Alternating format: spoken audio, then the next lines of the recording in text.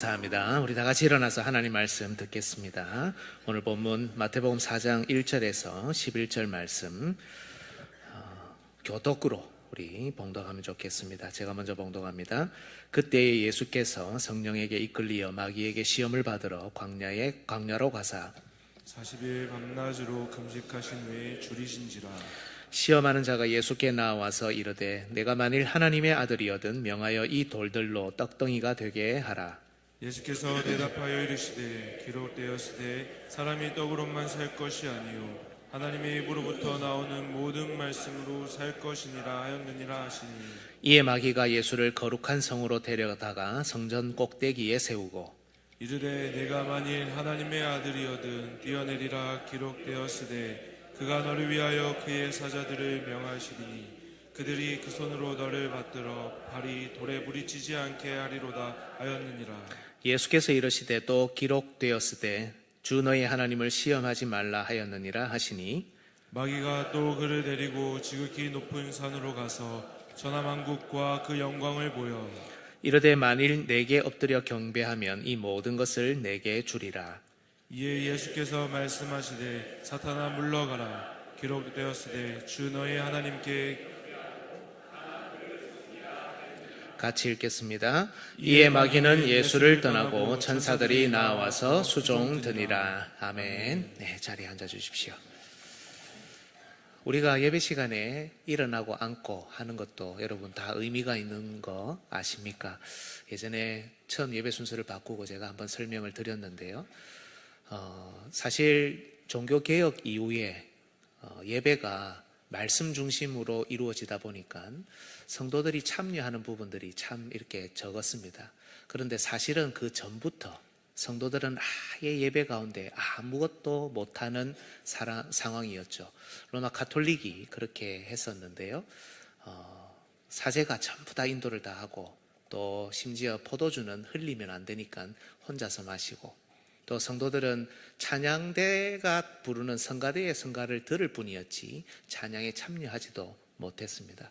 그러나 종교개혁 이후에 성도들이 하나님 앞에 나아오는 시간, 또 하나님께서 주시는 시간, 앉고 일어나고 하는 이런 과정을 통해서 예배 시간에 적극적으로 하나님과 교제하는 의미로 이렇게 하고 있는 겁니다.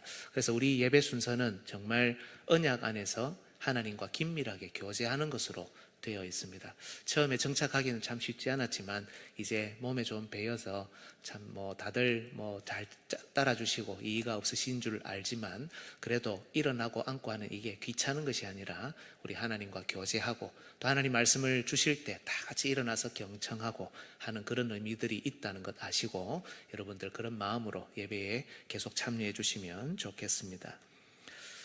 여러분 혹시 여러분 최근에 혹시 시험과 유혹 받으신 적이 있습니까? 없다고 대답하고 싶으시겠지만 우리가 사는 세상 얼마나 많은 시험거리와 유혹이 있습니까? 따라서 시험이나 유혹을 받지 않는 사람은 아무도 없을 겁니다. 그렇다면 혹시 여러분은 이런 시험과 유혹을 받을 때 적절하게 알아차리고 대응하실 수 있습니까? 이건 나의 이런 부분을 공격하는구나. 이렇게 대처하면 되겠다. 저건 나의 저런 부분을 공격하고 있으니 내가 이렇게 대처하면 되겠다. 시험과 유혹의 본질을 알고 잘 대응할 수 있냐는 질문입니다. 아니면 혹시 시험과 유혹이 올 때마다 자주 넘어지고 또 실패하고 그렇게 계십니까?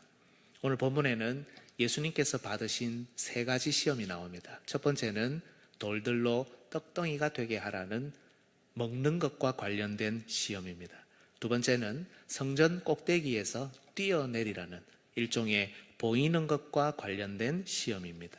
세 번째는 높은 산에서 천하만국과 영광을 다 보여주면서 이걸 다 주겠다는 일종의 자랑과 관련된 시험입니다. 3가지밖에 없네 라고 하실지 모르지만 사실 이 세상에 존재하는 모든 종류의 유혹과 도전이 바로 이 3가지 시험의 범주 안에 들어있다고 해도 과언이 아닙니다. 요한일서 2장 16절을 보면 같이 한번 읽어볼까요? 이는 세상에 있는 모든 것이 육신의 정욕, 안목의 정욕과 이생의 자랑이니 다 아버지께로부터 온 것이 아니요 세상으로부터 온 것이라. 육신의 정욕이죠. 오늘 첫 번째 시험, 먹는 것과 연결이 됩니다. 안목의 정욕이죠. 위에서 다 당당하게 다치지 않도록 뛰어내리는 것과 연결이 됩니다. 천하만국이 다 내 것이다, 이 생에 자랑하고 연결이 됩니다. 따라서 여러분, 예수님은 오늘 본문에서 우리가 이 땅에서 받는 모든 종류의 시험을 다 받으셨다고 해도 과언이 아닙니다. 그리고 더 중요한 것은 예수님이 이 모든 시험에 당당하게 이기고 승리하셨습니다. 그 결과 우리에게도 그것이 어떤 종류의 시험이든 이기고 승리할 수 있는 길을 열어주신 겁니다. 여러분, 시험에서 이기고 승리하는 것 정말 중요하죠. 시험에 넘어지고 실패하여 인생의 상당 시간을, 아니 인생 전체를 허비하는 사람들도 참 많습니다. 따라서 우리는 지금도 우리를 엄습해오는 시험에서 반드시 승리해야 하죠. 그러기 위해서는 이런 시험과 유혹의 본질을 잘 알고 대응할 수 있어야 하는데, 사실 사람들은 좋은 것, 가치 있어 보이는 것만 공부하고 알아가려는 그런 본능이 있습니다. 반대로 좋아 보이지 않는 것, 가치 없어 보이는 것은 잘 공부하려고 하지 않습니다. 죽음에 대한 공부 거의 안 하죠. 마귀에 대한 공부, 시험에 대한 공부, 고난에 대한 공부, 이런 것들은 우리의 관심 밖에 둘 때가 많죠. 하지만 우리 그리스도인들은 성경을 통해 이런 부분들도 살피고 알아가야 합니다. 그래야 이것들을 이기고 승리하는 방법을 발견할 수 있기 때문입니다. 앞으로 2차례가 될지 3차례가 될지 모르지만 오늘 본문을 통해서 이 땅에서 우리가 받는 시험의 본질을 잘 살핌으로 어떤 종류의 시험을 만나도 이기고 승리할 수 있기를 바랍니다. 그래서 유혹과 도전에 발목 잡히는 인생이 아니라 미래를 향해, 우리가 걸어가야 하는 길을 향해 담대히 나아갈 수 있는 모든 주의 백성들 되시기를 예수님의 이름으로 축복합니다. 세례를 받으신 후에 예수님께서는 성령의 인도하심을 받아 광야로 가시게 되었습니다. 마귀에게 시험을 받기 위해서였죠. 보통 우리는 예수님께서 3가지 시험만 받았다 이렇게 생각하기 쉽지만, 같은 사건을 기록하고 있는 마가복음과 누가복음을 잘 보시면 예수님께서는 40일 동안 광야에서 굶주리시는 중에 계속해서 마귀의 시험을 받으셨다는 걸 알 수 있습니다. 그리고 오늘 본문 최종적으로 3가지 시험을 더 받으신 것이죠. 여러분, 어떤 학자들은 이 40일간의 금식 기간을 공생의 준비 기간으로도 봅니다. 또 어떤 분들은 이 기간을 예수님께서 이 막중한 임무, 이 책임, 이 공생의 엄청난 사역을 앞에 두고 내적으로 갈등하는 시간이었다, 이렇게 해석하는 사람들도 있습니다. 그러나 여러분, 전혀 그렇지 않습니다. 이 40일 동안 금식하며 시험 받으신 것은 예수님 공생애의 첫 번째 사역이었습니다. 바로 앞에 무슨 사건이 있었죠? 예수님의 세례가 있습니다. 우리가 받는 세례도 우리가 걸어야 하는 신앙의 길을 이제 드디어 시작합니다 하는 그런 본격적인 시작의 의미가 있죠. 바로 예수님의 세례도 마찬가지입니다. 우리의 구원을 위해 예수님은 세례를 받으심으로 드디어 공생의 사역을 시작하셨다, 이 선포가 있었던 겁니다. 따라서 여러분, 40일 동안 굶주리고 마귀에게 시험 받으신 것은 예수님의 첫 번째 봉사, 첫 번째 사역이었습니다. 우리를 위한 예수님의 첫 번째 행보가 굶고 시험받는 고난이었다라는 겁니다.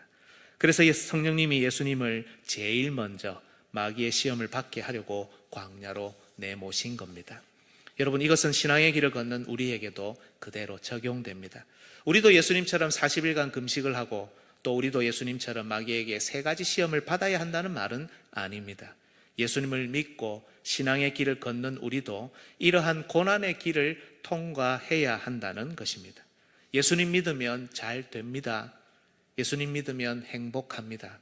예수님 믿으면 건강도 찾을 수 있고요.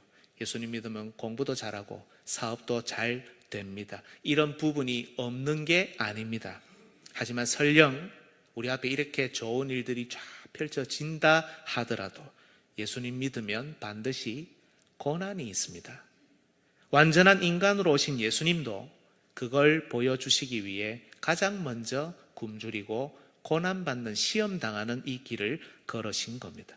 이 땅을 사는 그 누구도 이 고난과 시험을 피할 수 없다는 겁니다. 사실 이 세상을 사는 것 자체가 고통이요, 고난이지 않습니까? 내 마음대로 조정하고 만들어갈 수 있다고 생각하지만 잘 살펴보면 내 마음대로 할 수 있는 것이 거의 없습니다. 내 마음도 내 마음대로 됩니까? 안 됩니까? 안 되죠. 내 마음인데 내 마음대로 돼야 되잖아요. 근데 내 마음대로 안 되는 게 내 마음이에요. 내 입안의 혀도 내 거잖아요. 내 마음대로 할 수 있을 것 같은데 씹다 보면 뭘 씹습니까? 혀를 씹어요. 내 마음대로 잘 안 됩니다. 환경은 늘 변하고 상황은 제어가 잘 안 됩니다. 고난은 반드시 우리를 기다리고 있고 시험거리는 우리를 반드시 찾아옵니다. 예수님을 믿어도 찾아옵니다. 오늘 본문에서 우리가 만나는 예수님께서 받으신 이 시험은 바로 우리에게 이걸 먼저 보여줍니다. 여러분, 우리에게 고난이 펼쳐져 있다, 시험거리가 찾아온다, 혹시 걱정되고 낙심하십니까?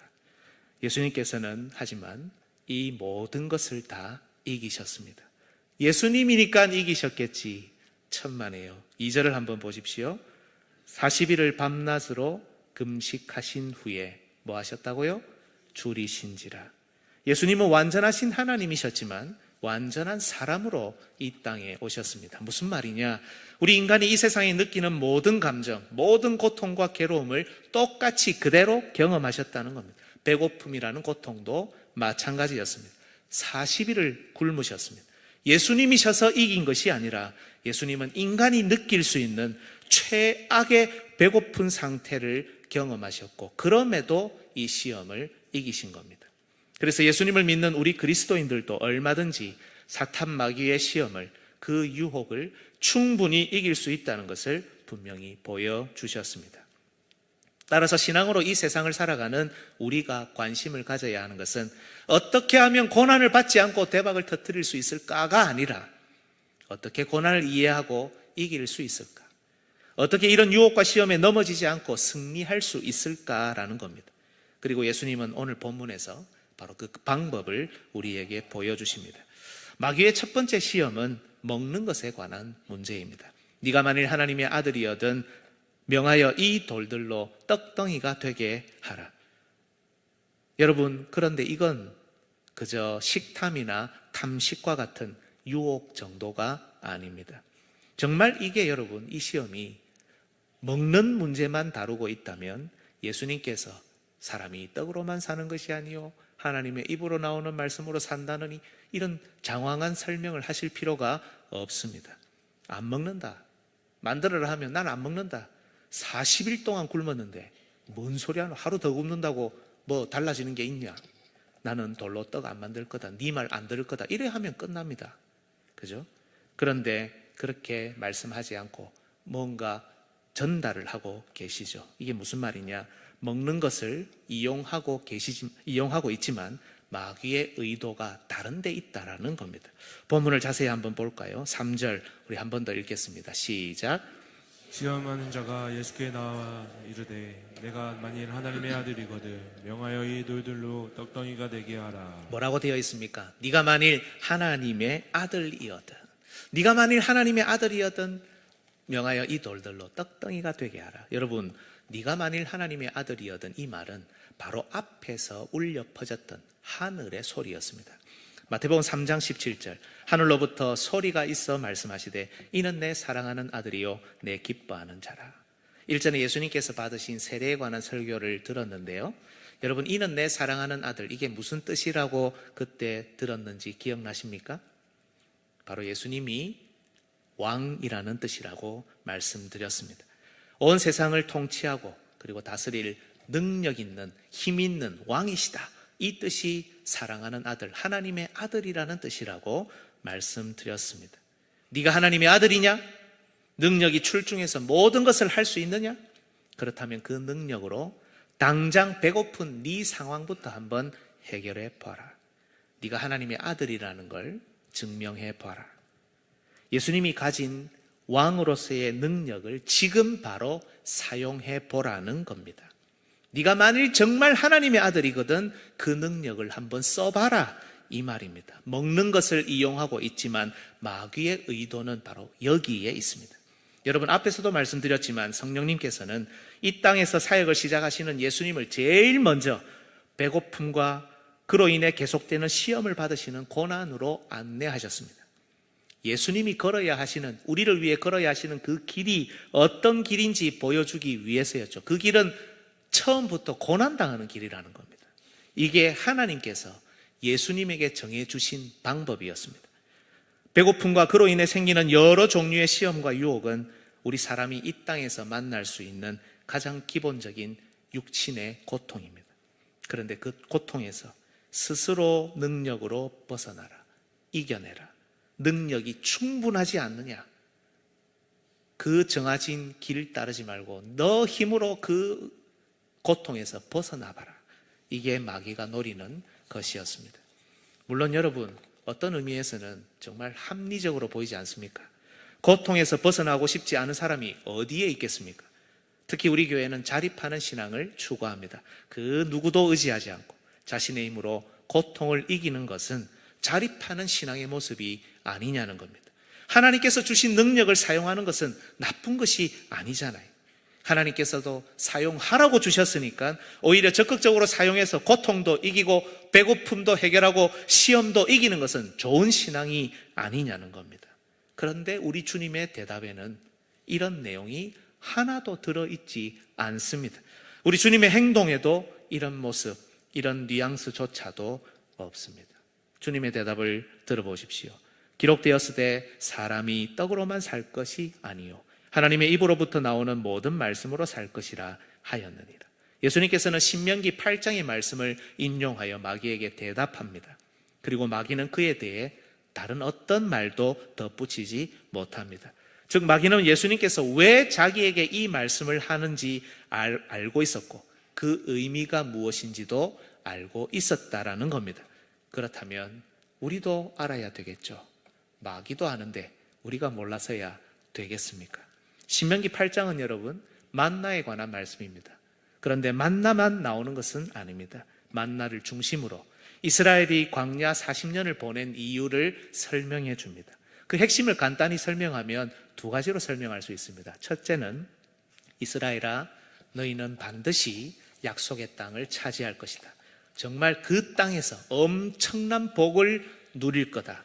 풍부한 곡식, 온갖 종류의 과일, 마르지 않는 물, 아름다운 집, 수많은 은금, 많은 가축, 이 모든 것을 바로 그 약속의 땅에서 반드시 누릴 것이다. 이게 첫 번째 핵심입니다. 너무 좋잖아요. 이런 복들이 약속되어 있다니까. 그런데 두 번째, 하지만 이스라엘아 반드시 40년 광야 생활을 기억해라. 매일같이 먹던 만나를 기억해라. 왜 너희가 이 40년의 시간을 겪어야 했는 줄 아느냐? 왜 매일같이 기적적으로 끼니를 해결하고 먹을 것을 공급받았느냐?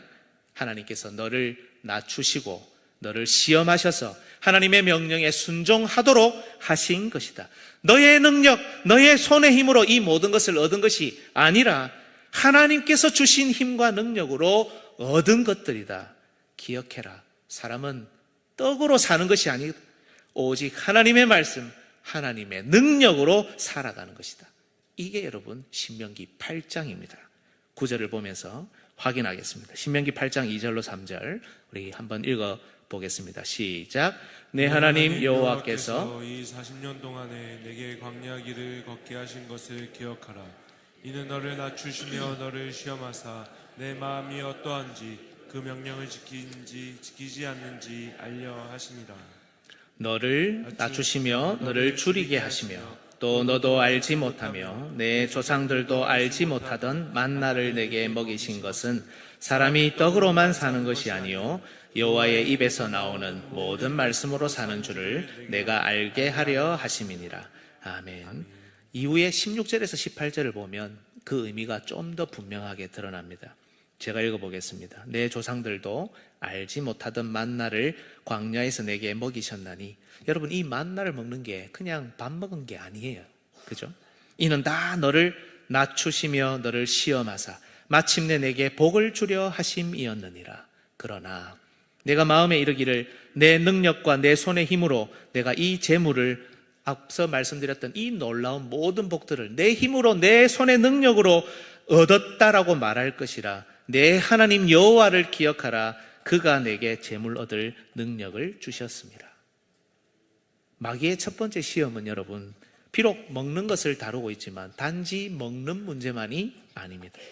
마귀는 지금 하나님의 아들이라는 하늘에서 울려 퍼진 소리를 비꼬고 있습니다. 고난의 길을 통해, 낮아지는 길을 통해 온 세상의 왕으로 등극하셔야 하는 예수님의 길을 조롱하고 있습니다. 정말 네가 하나님의 아들이라면, 능력이 많다면 그 능력을 지금 사용해서 네 배고픔부터 해결해 보라는 겁니다. 하나님께서 정하신 길을 따라, 하나님께서 정하신 시간을 따라 그 능력을 적절하게 하나님의 뜻에 따라 잘 사용하라는 게 아니라, 그것과 아무 상관없이 바로 지금 네가 가장 필요로 하는 일, 너를 가장 괴롭히는 그 일을 해결하기 위해 그 능력을 마음껏 사용해 보라는 겁니다. 내 조롱을 이겨내 보라는 겁니다. 얼마나 합리적입니까? 실제로 예수님은 여러분 하나님의 아들이시고 온 우주의 왕이시기 때문에 지금 시험을 걸어오는 마귀를 바로 지금 멸하실 수도 있습니다. 하지만 하나님의 방법, 하나님의 시간은 그게 아니죠. 하나님께서는 예수님이 고난의 길을 통과하여 불쌍한 죄인들을 위해 바로 십자가 위에서 마귀를 처단하실 것을 원하셨습니다. 그게 하나님이 정하신 때입니다.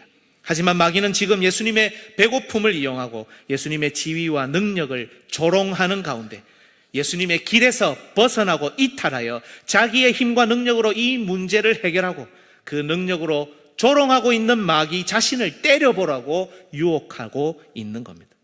마귀가 예수님에게 자기가 지금 조롱하고 놀리고 있으니 나를 때리고 이겨보라고, 나를 멸망시켜 보라고 말하고 있는 겁니다. 역설적이지 않습니까? 예수님을 그 정해진 길에서 끌어내려 우리를 구원하시겠다는, 우리를 멸망에서 건지시겠다는 그 생각, 그 계획을 망치려고 하는 것입니다. 사실 이것은 여러분 과거에 아주 좋은 효과를 본 좋은 방법이었습니다. 마귀는 첫사람 아담을 바로 이 방법으로 무너뜨렸습니다. 모든 것이 완벽하고 풍성했던 에덴 동산에서도 마귀가 걸고 넘어졌던 시험거리는 먹는 것이었습니다. 먹는 것을 가지고 아담과 하와를 유혹했습니다. 그들이 하나님께서 정하신 방법에서 벗어나 자신의 힘과 능력으로 하나님의 자리에 오르도록 유혹했고 성공을 거두었습니다. 창세기 3장 5절에서 6절, 너희가 그것을 먹는 날에는, 오늘 본문하고 같죠, 그죠?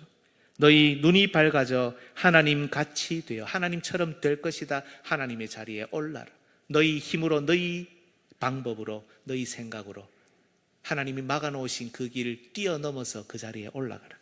선악을 알 줄 하나님이 아심이니라. 여자가 그 나무를 본즉 먹음직도 하고 보암직도 하고 지혜롭게 할 만큼 탐스럽기도 한 나무인지라.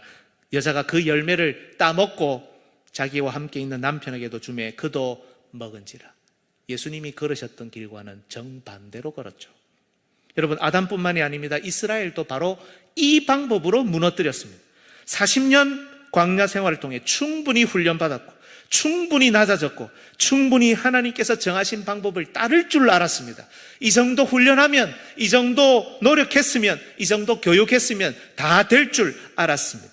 40년 광야 먹었던 기적의 만나를 통해 오직 하나님의 말씀만 사모하는 백성이 된 줄 알았습니다. 하지만 이스라엘은 광야에서도 그리고 가나안에서도 심지어 만나를 먹고 있으면서도 배고픔을 해결하면서도 하나님을 잊었고 하나님의 방법을 잊었습니다. 하나님께서 정하신 길에서 스스로 속히 벗어나 원망과 불평으로 그들 인생의 책장을 도배했습니다. 속히 하나님을 잊고 바알과 아세라를 섬겼으며 가나안 모든 민족을 정복하라는 하나님의 방법, 하나님의 말씀에서 벗어나 스스로 은혜를 구하고 스스로 안식을 취했습니다. 그래서 그들은 역시 마찬가지로 패배하고 시험의 늪에 빠져버렸습니다. 그러나 여러분, 예수님은 다릅니다. 모든 것이 더 열악한 상황이었습니다.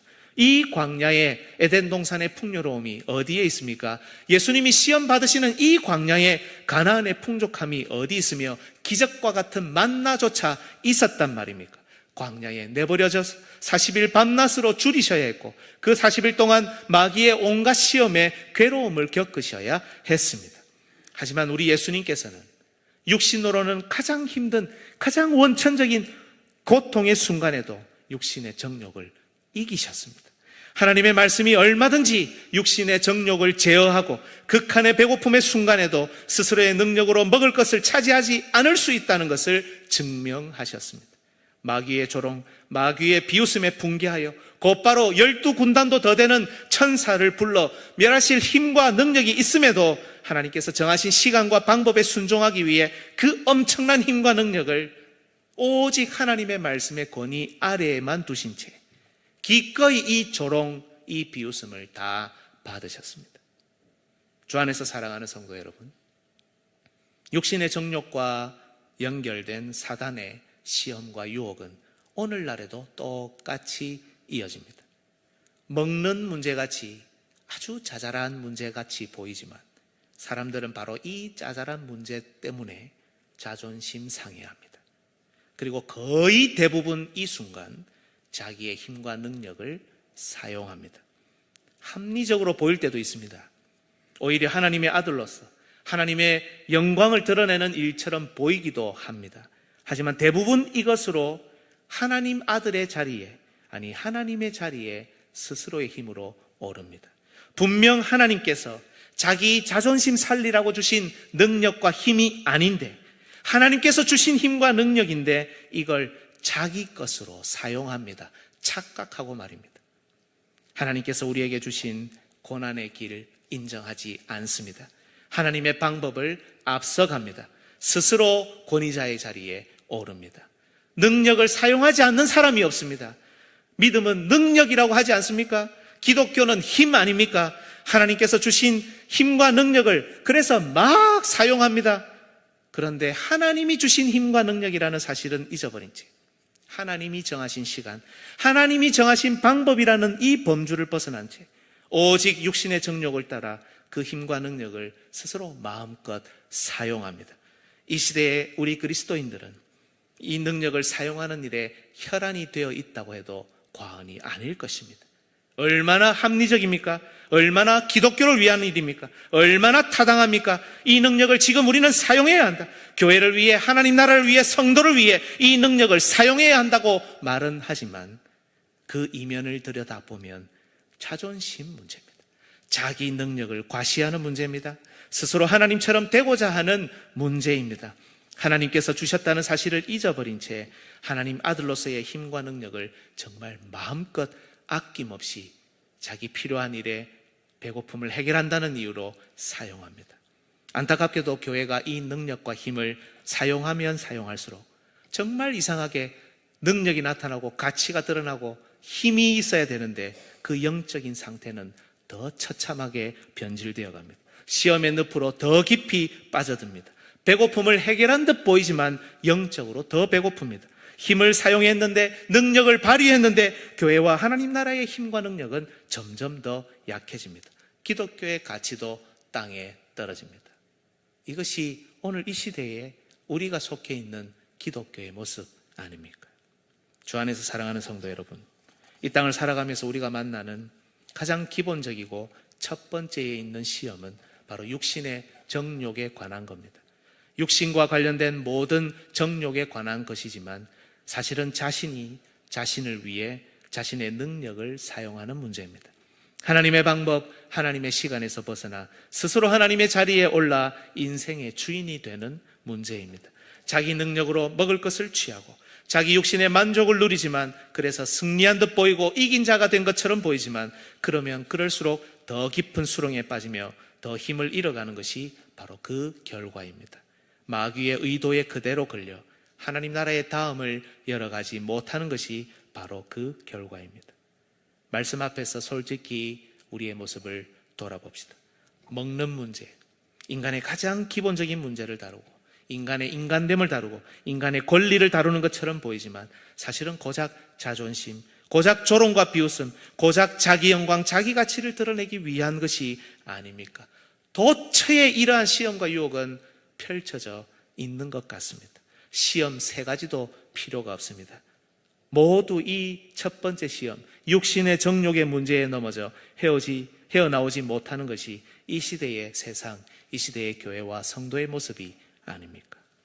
이때 우리가 바라보아야 하는 것은 오늘 단 한 번의 하나님의 말씀으로 마귀의 시험을 이기신 주 예수 그리스도입니다. 예수님께서는 사람이 무엇으로 정말 살아야 하는지 정확하게 보여주셨습니다. 그것은 바로 하나님의 말씀입니다. 예수 그리스도께서는 하나님의 예정된 시간표대로 그 능력을 사용하셨습니다. 지금이 조롱받고 비웃음을 받아야 하는 시간이었습니까? 예, 예수님께서는 기꺼이 그 조롱과 비웃음을 받으셨습니다. 힘과 권세가 넘치도록 있는 분인데 사용하지 않고 조롱과 비웃음을 받으셨습니다. 지금이 극심한 굶주림을 받아야 하는 시간입니까? 예, 예수님께서는 기꺼이 40일이나 밤낮으로 줄이셨습니다. 지금 이 엄청난 힘과 능력을 사용하지 않고 기다려야 되는 시간입니까? 예, 예수님께서는 이 시험과 고난 앞에 철저하게 자기의 능력을 숨기고 포기하셨습니다. 하나님의 말씀, 하나님이 정하신 시간과 방법에 순종하여 먼저 그에게 펼쳐져 있는 이 고난의 길, 배고픔의 길을 걸어가셨습니다. 능력은 있지만 십자가를 기다리면서 그 능력을 사용하지 않으셨습니다. 스스로 먹을 것을 차지하는 것이 아니라 하나님께서 주실 때 비로소 먹는 겁니다. 모든 그 능력을 오직 하나님의 시간과 방법에 따라 사용하셨던 겁니다. 스스로를 낮추지만 하나님께서 높이시고 복 주시는 바로 이 길을 인내하며 기다리는 겁니다. 이것이 예수님께서 첫 번째 육신의 정욕과 관련된 이 시험을 이기신 방법입니다.